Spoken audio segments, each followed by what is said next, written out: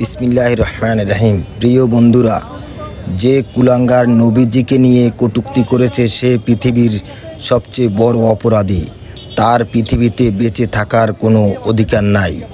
আর এই কুলাঙ্গার নবীজির সম্বন্ধে যে ধরনের কটূক্তি করেছে তা ভাষায় প্রকাশ করা যায় না। শুনলেও ঈমান নষ্ট হয়ে যেতে পারে, তাই বললাম না। আমরা জানি দেশের আইনে এর বিচার করা সম্ভব নয়, তাই আমরা কোরআনের আইনে এই নাস্তিকের বিচার চাই।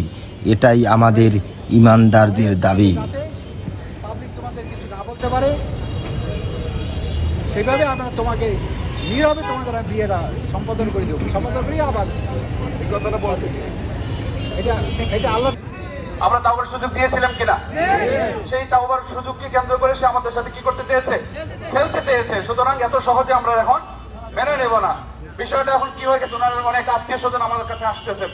বিষয়টা কি আমার হাতে সীমাবদ্ধ রয়েছে? আপনারা কি মেনে নেবেন আমি ক্ষমা করলে? কেউ মেনে নেবে না। যেখানে যারা আত্মীয় স্বজন যারা আছেন ওনার, আমি ওনাদেরকে বলতে চাই, বারবার আপনারা আমার কাছে আসতেছেন, কেন আসতেছেন? আমার কাছে আসে তো কোনো লাভ নেই। এই মুসলমানদের হৃদয়ে যে আঘাত করেছে সে, এই রক্তক্ষরণ বন্ধ করার ক্ষমতা তো আমাদের নাই।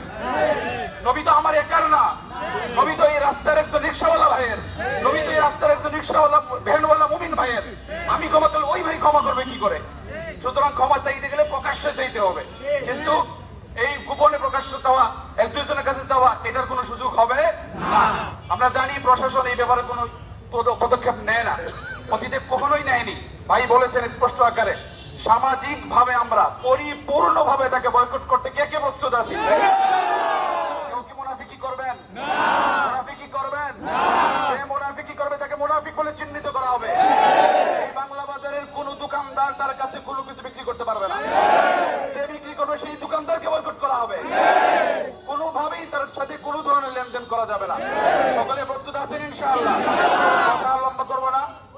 আমাদের সবার হৃদয়ে রক্তক্ষরণ হয়েছে। আমরা সবাই ঈমানদার, আমরা সবাই রাসূলের উম্মত।